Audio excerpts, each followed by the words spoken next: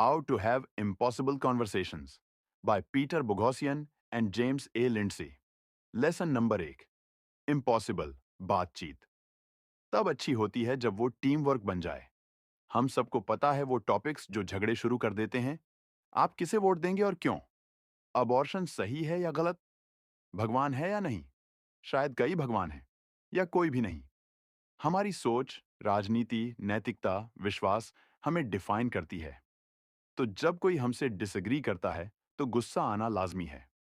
Option दो हैं, या तो लड़ाई हो या ऑकवर्ड चुप्पी छा जाए। लेकिन ऐसा होना जरूरी नहीं। इमोशनल और कंट्रोवर्शियल टॉपिक्स पर बात करने का तरीका है बिना हाथापाई के। अगर हम फैक्ट्स और फिगर्स को साइड रखें और लोगों से बात करें, न कि उन पर बोलें। अगर हम माइंड बदलने की कोशिश न करें, बल्कि सवाल पूछें और जवाब सुने। अगर हम उनकी सोच को चैलेंज करने में मदद करें। लेखक कहते हैं कि ऐसा करना ज्यादा फायदेमंद होगा और लोग करीब आएंगे। इन लेसन्स में हम सीखेंगे कि ये कैसे करें। बिलीफ्स मायने रखते हैं, छोटे हों या बड़े, वो हमारे बिहेव करने का तरीका बदलते हैं। ठंड लगे तो जैकेट पहनेंगे, क्यों? क्योंकि आपको लगता है कि इससे गर्मी मिलेगी। कुछ बिलीफ्स के बड़े रिजल्ट्स होते हैं। जैसे अगर वोटर्स को लगे कि इमिग्रेंट्स उनके लोगों को मार रहे हैं, तो वो सख्त लीडर चुन सकते हैं जो सेफ्टी का वादा करे। जितना बड़ा इश्यू, उतनी ज्यादा डिसएग्रीमेंट की चांस। और जब दोनों को लगे कि वो सही हैं, तो बातचीत इम्पॉसिबल हो जाती है।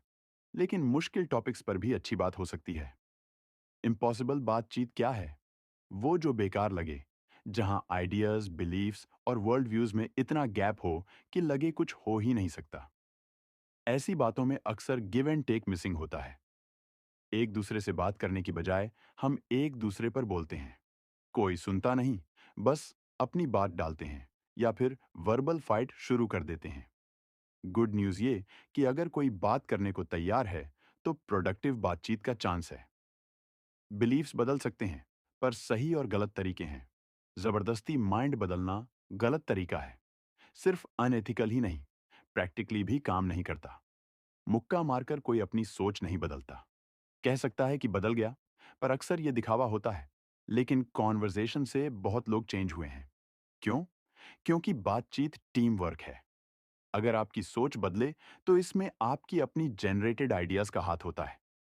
आगे देखेंगे कि ये बातचीत को बिलीफ्स बदलने का तरीका क्यों बनाता है। जब आप किसी के साथ मिलकर काम करते हैं, तो रिजल्ट्स बेहतर होते हैं, बनिस्बत इसके कि बस कह दें, तू गलत है, शायद स्टूपिड भी। अगर आज के बंटे हुए जमाने में ये सपना लगता है, तो टेंशन मत लो। अगले लेसन्स में कॉन्क्रीट तरीके सीखेंगे। Lesson number 2। किसी का माइंड बदलना है तो पहले उनकी सुनो। एक डांसर को पिरुएट्स करते या सर्जन को स्कैल्पल से कट मारते देखो। जो वो कर रहे हैं वो कॉम्प्लेक्स है, पर सिंपल बेसिक्स से शुरू होता है। बिना बेसिक्स के बैलेट या ऑपरेशन पॉसिबल नहीं। अच्छी बातचीत भी ऐसा ही स्किल है, और इसे सीखने के लिए बेसिक प्रिंसिपल्स से शुरू करना पड़ेगा। कैसे? सुनने से पहले टॉकिंग को देखें। अच्छे आर्ग्यूमेंट्स क्यों फेल हो जाते हैं? सिंपल जवाब: लोगों को लेक्चर पसंद नहीं। लेक्चर देना मतलब मैसेज डिलीवर करना। बोल दिया, काम खत्म। अब सुनने वाले पर है कि वो समझे। लेक्चर हॉल्स में ठीक है, पर बराबरी की बातचीत में बैकफायर करेगा।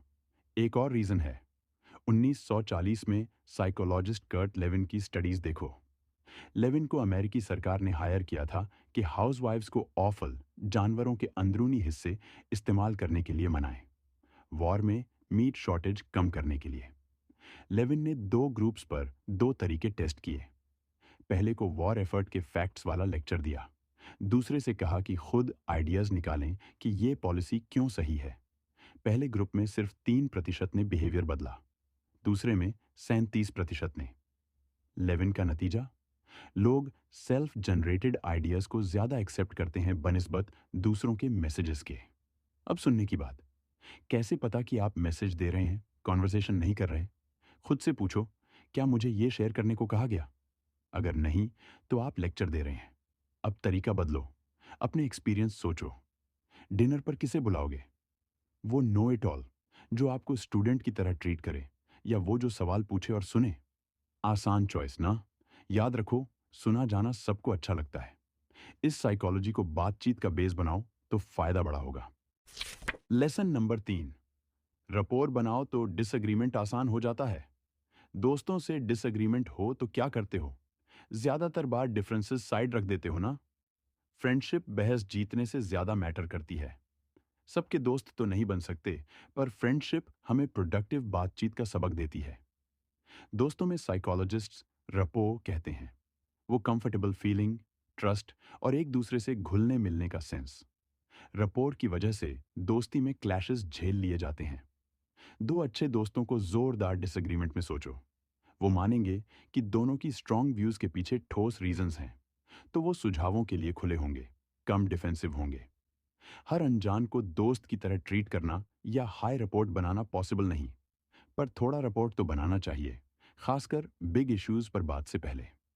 स्ट्रीट एपिस्टेमोलॉजिस्ट्स ऐसा रोज करते हैं। स्ट्रीट एपिस्टेमोलॉजिस्ट्स कंट्रोवर्शियल टॉपिक्स जैसे भगवान का होना अनजानों से सड़क पर डिस्कस करते हैं। एंशंट ग्रीक फिलोसोफर्स का तरीका यूज करते हैं। बातचीत से बिलीफ्स पर सवाल उठवाते हैं, बिना ऑफेंड किए। ऐसा करने का तरीका है रिपोर्ट। इनसे दो सबक सीखो। पहला, आइस तोड़ने के लिए सिंपल सवाल पूछो, नाम, जॉब वगैरह। कॉमन ग्राउंड ढूंढो, शायद आप दोनों पेरेंट्स बनने वाले हो या एक इलाके में रहते हो। हीटेड मोमेंट्स में इन कॉमन चीजों को याद रखो। सामने वाला ओपोनेंट नहीं, आपके जैसा इंसान है। दूसरा, पैरेलल टॉक से बचो। जैसे कोई अपनी क्यूबा वेकेशन की बात करे तो आप अपनी क्यूबा स्टोरी शुरू ना कर दो। उनकी वेकेशन के बारे में सवाल पूछो। ये रिपोर्ट बनाने का आसान तरीका है। उनकी स्टोरी से अपनी बात शुरू करना कनेक्शन तोड़ देगा। लेसन नंबर 4, माइंड बदलने के लिए पहले डाउट का सीड डालो। टॉयलेट कैसे काम करता है बता सकते हो? 2001 की कॉग्निटिव साइंस स्टडी में दो साइकोलॉजिस्ट्स ने यह सवाल पूछा। वॉलंटियर्स से कहा कि पहले अपनी टॉयलेट नॉलेज रेट करें, फिर रिसर्चर्स को एक्सप्लेन करें कि वो काम कैसे करता है, और बाद में फिर रेट करें। रिजल्ट? शुरू में सब कॉन्फिडेंट थे, पर फिल वाल्व्स और ओवरफ्लो पाइप्स समझाने में फंस गए। ये कॉमन गलती बताती है कि बिलीफ्स को चैलेंज कैसे करें। फिलोसोफर रॉबर्ट विल्सन कहते हैं कि हम अपनी समझ ओवर एस्टिमेट करते हैं, क्योंकि दूसरों की एक्सपर्टाइज पर भरोसा करते हैं। जैसे लाइब्रेरी से किताबें ले आएं पर पढ़ी ना हो, लगता है सारा ज्ञान हमारे पास है। इस अनरेड लाइब्रेरी इफेक्ट के रियल वर्ल्ड नतीजे हैं। 2013 की साइकोलॉजिकल साइंस स्टडी में पाया कि अमेरिका में पॉलिटिकल एक्सट्रीमिज्म समझ की गलत फहमी से जुड़ा था। लोगों की पॉलिसीज पर स्ट्रॉन्ग ओपिनियंस थीं, पर समझ कम। ये इंसाइट बातचीत में यूज करो। लेक्चर देने से कम असर होता है, खुद आइडियाज जनरेट करने से ज्यादा। माइंड बदलने के लिए खुद डाउट पैदा करने दो। मॉडलिंग इग्नोरेंस से शुरू करो। उनकी नॉलेज की लिमिट दिखाने के लिए ना समझ बनो। एक्सप्लेनेशन मांगो। ओपन सवाल पूछो, जैसे मुझे नहीं पता इलीगल इमिग्रेंट्स की मैस डिपोर्टेशन कैसे होगी। जवाब सुनो, फिर फॉलो अप सवाल करो। शाय मत हो, टॉपिक की गहराई में जाओ, इग्नोरेंस बनाए रखो। एंड गेम क्या? या तो वो रियलाइज करेंगे कि उन्हें ज्यादा पता नहीं, या अगर वो एक्सपर्ट हैं तो आपको इंटरेस्टिंग सबक मिलेगा। लेसन नंबर 5, रिस्पेक्ट और ओपननेस के लिए रैपोपोर्ट्स रूल्स यूज करो। मिसअंडरस्टूड होना इरिटेटिंग है ना, और डिलिबरेटली गलत समझा जाए तो और बुरा। आपकी बात को ट्विस्ट करने के बाद आपकी रियल व्यूज मैटर नहीं करती। वो स्ट्रॉ मैन, आसान टारगेट पर अटैक करते हैं। ये बातचीत को बेकार और अनफेयर बनाता है। लकीली इसके लिए सिंपल रूल्स हैं। किसी की आलोचना सिविल तरीके से कैसे करें? गेम थ्योरिस्ट अनातोल रैपोपोर्ट ने इसका जवाब ढूंढा। उनके रेपोपोर्ट्स रूल्स 4 स्टेप्स हैं, जिन्हें फिलोसोफर डैनियल डेनेट ने सिस्टम किया। डेनेट इन्हें आर्ग्यूमेंट्स को कैरिकेचर करने की आदत का बेस्ट एंटीडोट मानते हैं। रूल्स कैसे काम करते हैं, चलो देखें। रूल 1, सामने वाले की बात को अपने वर्ड्स में रिफ्रेज करो, क्लियर और फेयर तरीके से, ताकि वो कहें, वाह, मैंने ऐसा कहा होता तो अच्छा था। रूल 2, आप दोनों के बीच अग्रीमेंट पॉइंट्स लिस्ट करो। रूल 3, उनकी आर्ग्यूमेंट से जो सीखा वो बताओ। रूल 4, इन तीनों के बाद ही डिसएग्रीमेंट बोलो। हर रूल का लॉजिक है। रूल 1, उनकी पोजीशन समझने की कोशिश दिखाता है। रूल 2 से न्यूट्रल ग्राउंड बनता है। जहां बहस गर्म होने पर रुक सकते हो। रूल 3 में जो सीखा वो बताने से प्रो सोशल मॉडलिंग होता है। आप दिखाते हो कि आप उन्हें कैसे बिहेव करते देखना चाहते हो। उनकी एक्सपर्टीज को रिस्पेक्ट देकर आप ओपननेस दिखाते हो और कोलैबोरेशन को बढ़ावा देते हो। भले वो ऐसा ना करें, ये उनकी वैल्यू दिखाता है और गुस्सा ठंडा करता है। रेपोपोर्ट्स रूल्स फॉलो करना टफ हो सकता है, खासकर गर्मी में, पर यह बातचीत को बेहतर बनाएगा। Lesson number 6। हर कोई एविडेंस से बिलीव्स नहीं बनाता। 2014 में बिल नाय, साइंस शो वाले टीवी प्रेजेंटर, ने केन हाम से डिबेट की। हाम एक क्रिश्चियन फंडामेंटलिस्ट हैं जिन्होंने नोआज आर्क का मॉडल बनाया। टॉपिक था क्रिएशनिज्म, कि भगवान ने यूनिवर्स बनाया। हाम इसके साइड में, नाय इसके खिलाफ। वो डार्विन के एवोल्यूशन थ्योरी को मानते हैं। मॉडरेटर ने पूछा, आपका माइंड बदलने के लिए क्या चाहिए? नाय का जवाब, एविडेंस। हाम का, नथिंग। कुछ भी उनकी सोच न बदल सके। एविडेंस को सब कुछ मानने वाले, जैसे बिल नाय, हाम जैसे लोगों को समझ नहीं पाते। इससे बातचीत टफ हो जाती है। नाय जैसे लोग एम्पिरिकली माइंडेड हैं।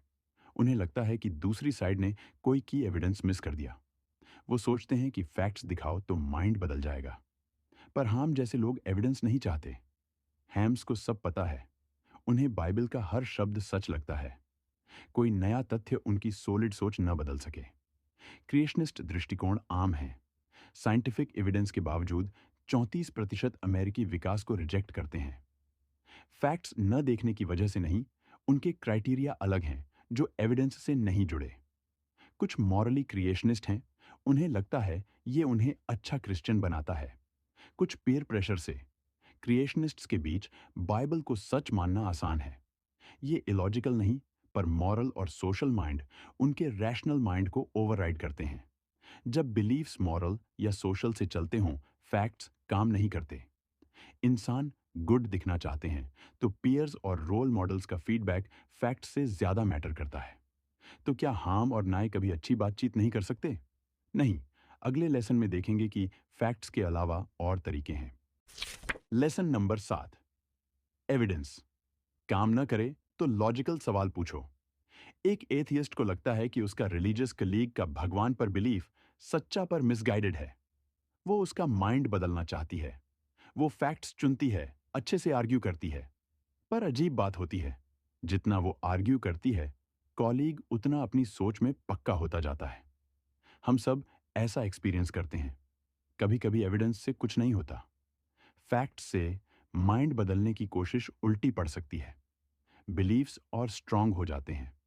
ऐसा इसलिए कि ये स्टाइल उन्हें डिफेंड करने का रीजन देता है। शायद उन्हें लगे कि गलत मानना फूलिश लगेगा, या उन्होंने बिलीफ में टाइम, एनर्जी, मनी लगाया हो। तो फैक्ट्स काम ना करें तो क्या करें? उनके बिलीफ की इंटरनल लॉजिक पर फोकस करो। अभी ये मत सोचो कि उनकी बात सही है या नहीं। ढेर सारे ओपन सवाल पूछो। सवाल प्रॉब्लम्स और कॉन्ट्रडिक्शंस दिखाने में बेस्ट हैं। मान लो आपका दोस्त पॉल मानता है कि सोल का वजन 7 पाउंड है। आपको ये अब्सर्ड लगे, एविडेंस से डिस्प्रूव करना आसान लगे, पर पॉल की बात सीरियसली लो। पहले पूछो कि वो ऐसा क्यों मानता है। वो कहे, एक जर्मन साइंटिस्ट ने एक्सपेरिमेंट किया। उसने मरने से पहले और बाद में बॉडीज तौले।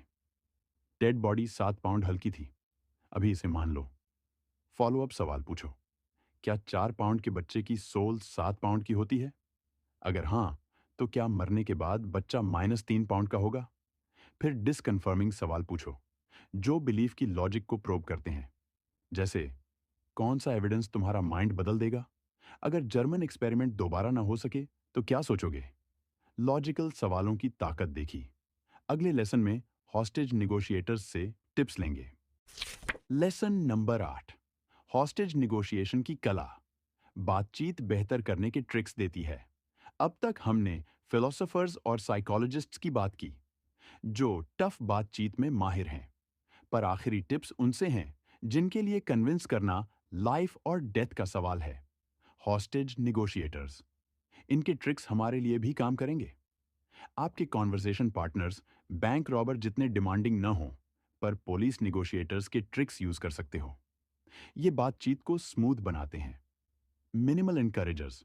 देखो, छोटे सिग्नल्स जो बताते हैं कि आप सुन रहे हो, जैसे हाँ, समझा, ओके, एफर्ट कम लगता है, पर ये रियश्योर करते हैं और टेंशन कम करते हैं। फिर मिररिंग है, सिंपल वर्बल ट्रिक जो दिखाता है कि आप सुन रहे हो और उनकी बात गेट कर रहे हो। उनके लास्ट 2-3 वर्ड्स को क्वेश्चन बनाकर दोहराओ। जैसे वो कहें, मैं लोगों के पुश करने से सिक और टायर्ड हूं। आप कहो, पुश करने से। इससे वो ज्यादा बोलेंगे, जो बाद में यूजफुल हो सकता है। माइंड बदलने के लिए ग्रेसफुल एग्जिट देना जरूरी है। निगोशिएशन में इसे गोल्डन ब्रिज कहते हैं। लोग अपनी पोजीशन छोड़े अगर फेस बच सके। प्रैक्टिकली बस कह दो कि ये प्रॉब्लम किसी के लिए भी टफ होता, आपके लिए भी। पॉजिटिव कॉन्वर्जेशन के लिए छोटी चीजों से शुरू करो। इजी इश्यूज पहले सॉल्व करो। स्मॉल स्टफ पर एग्री करने से सक्सेस का माहौल बनता है, जो बिग डिसएग्रीमेंट्स में सिविल रहने में मदद करता है। बस यही हैं टिप्स जो इम्पॉसिबल बातचीत को पास्ट की चीज बना देंगे। कुल मिलाकर हमारा जमाना बंटा हुआ है। बातचीत बेकार लगती है, पर मॉरल और पॉलिटिकल डिवाइड्स के दूसरी साइड वालों से बात करने का तरीका है। असली इश्यू आइडियोलॉजिकल डिफरेंसेस नहीं, हम कॉन्वर्सेशन की कला भूल गए हैं। जब हम सचमुच सुने, लेक्चर न दें और डिसएग्रीमेंट सिविल तरीके से बोलें, तो माइंड बदल सकते हैं और अपनी सोच को रीइवैल्यूएट कर सकते हैं। क्या करें? अपने मोरल डायलेक्ट को सुनकर कॉन्फ्लिक्ट की वजह ढूंढो। हम सोचते हैं कि हमारा बोलना नॉर्मल है, बाकियों का एक्सेंट है। पैराडॉक्सिकली हम सबका एक्सेंट है। वैल्यूज की बात में भी ऐसा है। हमारा मोरल डायलेक्ट हमें नेचुरल लगता है, पर दूसरों को अजीब या समझ ना आने वाला। अपने मोरल डायलेक्ट को सुनो। रेसिज्म या फ्रीडम जैसे वर्ड्स आपके लिए क्या मतलब रखते हैं, दूसरों के लिए अलग हैं। इससे कॉन्फ्लिक्ट समझ आएगा। असली डिसएग्रीमेंट है या वर्ड्स का खेल, सिमेंटिक्स की लड़ाई है या वर्ल्ड व्यूज की।